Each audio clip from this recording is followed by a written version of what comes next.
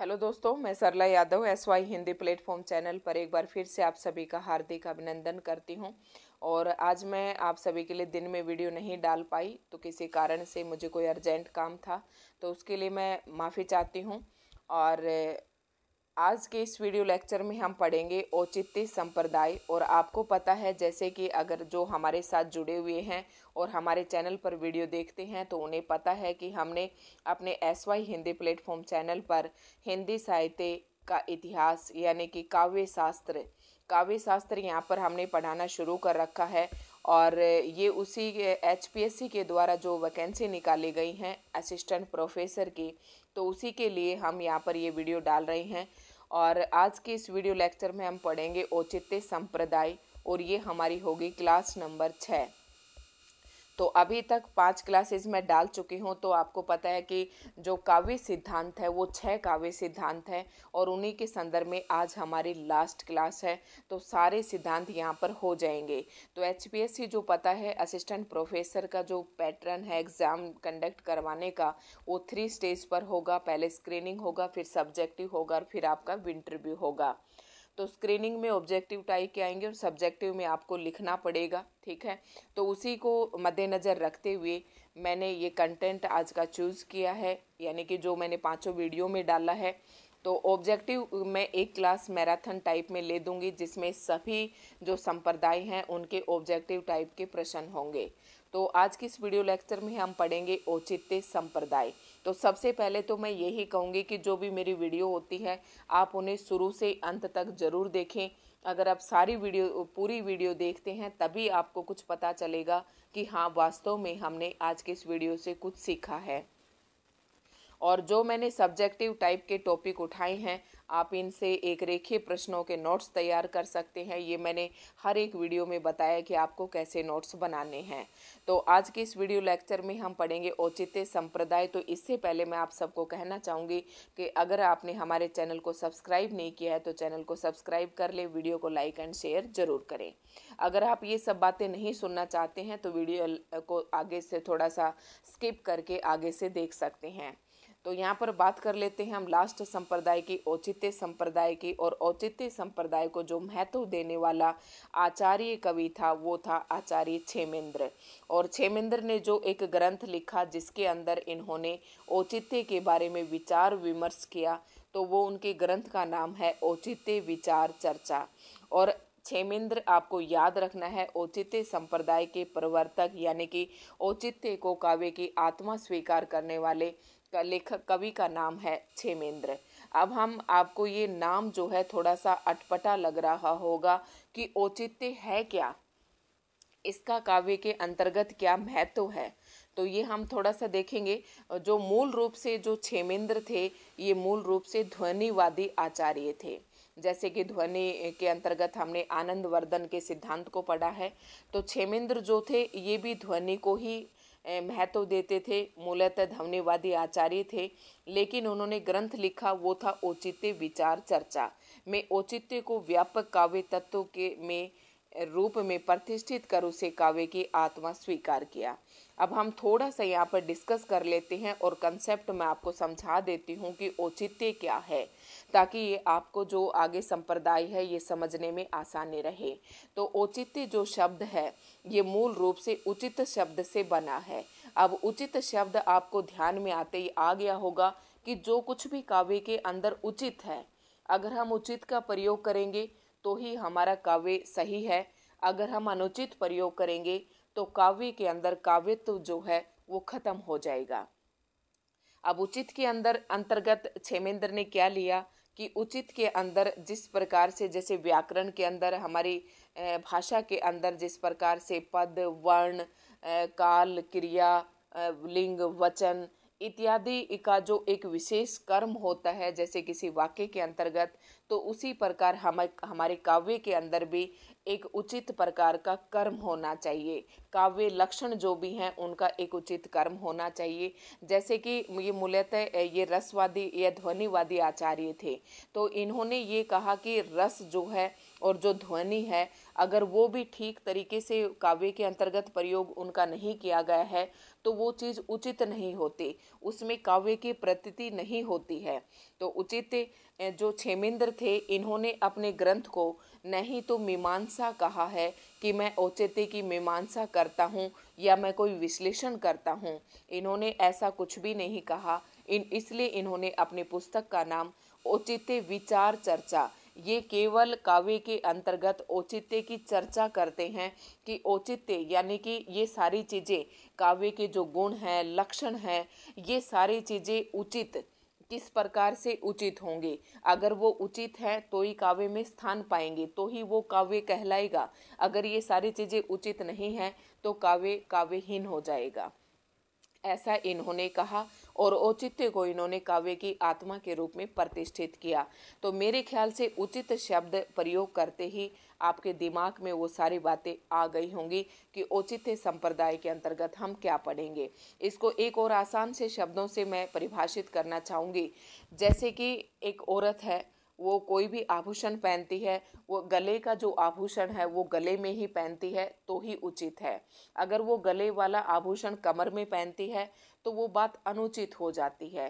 ठीक उसी प्रकार से जैसे कि मैं भारत देश की हूँ और किसी अदेश में जाकर अर्थात जो मेरा देश नहीं है वहाँ पर मैं अपनी कोई वेशभूषा पहनती हूँ तो वो थोड़ा सा उपहास का पात्र बनता है। तो इसलिए कवि ने कहा कि हमें वैसा ही कुछ काव्य के अंतर्गत प्रयोग करना चाहिए जो उचित है, और उसी को इन्होंने ध्यान में रखते हुए अपने संप्रदाय का परिवर्तन किया, औचित्य संप्रदाय। तो आई होप आप अच्छे से समझ गए होंगे। औचित्य इनमें फिर इन्होंने क्या कहा, औचित्य को काव्य की आत्मा स्वीकार करते हुए इन्होंने कहा, क्षेमेंद्र ने कहा, औचित्यम रस रस रस सिद्धस्य स्थिरतम काव्यस्य जीवितम। तो इन्होंने कहा कि औचित्य रस सिद्धस्य स्थिरम काव्यम जीवितम, इन्होंने काव्य को जीवितम प्रयोग भी यूज किया है। ठीक है, जिसमें रस है वह काव्य जीवित है, तो रस भी कैसा होना चाहिए, उचित ही होना चाहिए। जैसे कि हम अलंकारों का प्रयोग करते हैं, अभी हमने अलंकार भी पढ़े। ठीक है, अलंकार जो है अगर हम उचित जगह पर उचित अलंकार का प्रयोग करते हैं तो ही उस अलंकार की शोभा है, अदरवाइज उसकी शोभा नहीं है। तो आप समझे होंगे मेरी बात थोड़ी थोड़ी कि ये क्षेमेंद्र जी जो हैं ये क्या कहना चाहते हैं औचित्य के बारे में। अब इस पंक्ति का थोड़ा सा ये देख लेते हैं। औचित्य रस से सिद्ध काव्य पर स्थिर जीवित प्राण तत्व औचित्य है। क्या कहा है, रस से सिद्ध काव्य पर स्थित स्थिर जीवित, स्थिर स्थिर मतलब जो स्थिर रहता है, स्थिर जीवित यानी कि प्राण तत्व ही औचित्य है, जो स्थिर हो, यानी कि रस से सिद्ध काव्य अगर वो स्थिर है, जीवित है, प्राण तत्व है तो ही वह उचित है। औचित्य के बिना रस की सत्ता संभव ही नहीं है। रस को स्थिर जीवनी शक्ति प्रदान करने वाला तत्व औचित्य है। अब यहाँ से देखना, रस को स्थिर और जीवनी शक्ति प्रदान करने वाला तत्व क्या है, औचित्य है, यानी कि उचित है। अगर हम उचित चीज़ों का प्रयोग कर रहे हैं तो ही हम उस काव्य के अंतर्गत रस को प्राप्त कर सकेंगे, रस को ग्रहण कर पाएंगे। अगर वो चीज़ें उचित नहीं हैं, कुछ चीज़ें उचित नहीं हैं, काव्य के लक्षण या काव्य के गुण उचित नहीं हैं, तो उसको जीवनी शक्ति प्रदान नहीं कर सकते, वहाँ पर रस की हम अनुभूति प्रदान नहीं कर सकते। समझ गए होंगे। क्षेमेंद्र से पूर्व भी आचार्यों ने औचित्य पर विचार किया है, परंतु उसे काव्य की आत्मा के रूप में प्रतिष्ठित करने का श्रेय आचार्य क्षेमेंद्र को ही जाता है। भरत मुनि ने अपने ग्रंथ नाट्य शास्त्र में नायक के स्वरूप, अभिनय, वेशभूषा आदि के लिए औचित्य की आवश्यकता पर बल देते हुए लिखा। अब यहाँ पर थोड़ा सा बात कर लेते हैं कि औचित्य जो है इसका जो विचार है या इस बात का अनुमान जो है या औचित्य की जो चर्चा है वो भरत मुनि के नाट्य शास्त्र में भी हमें देखने को मिल जाती है। उन्होंने क्या कहा अपने नाट्य शास्त्र में कि नायक का कैसा स्वरूप होना चाहिए। अब नायक का जो स्वरूप है वो भावों के अनुकूल होना चाहिए, यानी कि जिस नाटक की प्रस्तुति रंग पर की जा रही है उन्हीं बातों से संबंधित जो है, जो हमारी विषय वस्तु है उसी से संबंधित जो है नाटक का क्या होना चाहिए, स्वरूप होना चाहिए। अगर बात तो हम स्टेज पर श्री कृष्ण जी की कर रहे हैं, लेकिन जो नायक है हमारा वो हमने राम के नायक को राम की सी वेशभूषा पहना रखी है, तो वो उसका स्वरूप जो है उचित नहीं होगा। अब आप अच्छे से समझ गए होंगे। ये भरत मुनि ने अपने नाट्य शास्त्र में कहा था कि नायक के स्वरूप, उसका अभिनय, वेशभूषा आदि के लिए औचित्य की आवश्यकता पर बल देते हुए लिखा कि अगर वो उचित वेशभूषा होनी चाहिए, उचित अभिनय होना चाहिए, नायक का स्वरूप भी उचित होना चाहिए, तो ही उसके अंतर्गत हम रस का जो है रसोपान कर सकते हैं। ठीक है।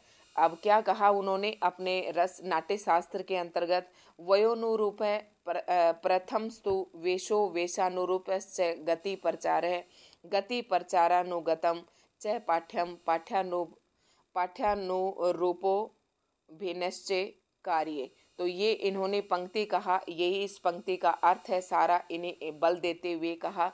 ठीक है, कि उसके पाठ्य के अनुरूप ही हमारा होना चाहिए सब कुछ। ये लास्ट लाइन जो है यहाँ पर हम इसके आगे देखते हैं कि क्या कहा इन्होंने इन पंक्तियों में, अर्थात आयु के अनुसार वेश, आयु के अनुसार कैसे कह देते ना हम कई बार, अरे ये कोई बूढ़ी औरत है अगर वो जींस टॉप पहन ले या कोई छोटे वस्त्र पहनती है तो हम कहते ना कि अपनी शर्म आयु का तो अपनी उम्र का तो लिहाज रखते। तो यही ऐसा ही कुछ भरत मुनि ने अपने नाट्य शास्त्र में कहा है कि आयु के अनुसार वेश, वेश के अनुरूप क्रिया, गति प्रचार के अनुरूप पाठ्य और पाठ्य के अनुरूप अभिनय होना चाहिए। ये बात इन दो पंक्तियों में भरत मुनि ने अपने नाट्य शास्त्र के अंतर्गत कही।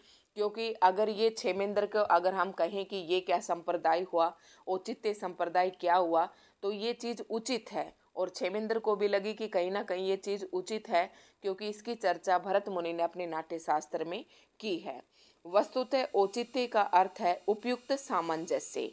देखो, जब तक उपयुक्त सामंजस्य नहीं बैठेगा तो वो चीज़ हमें अच्छी भी नहीं लगती।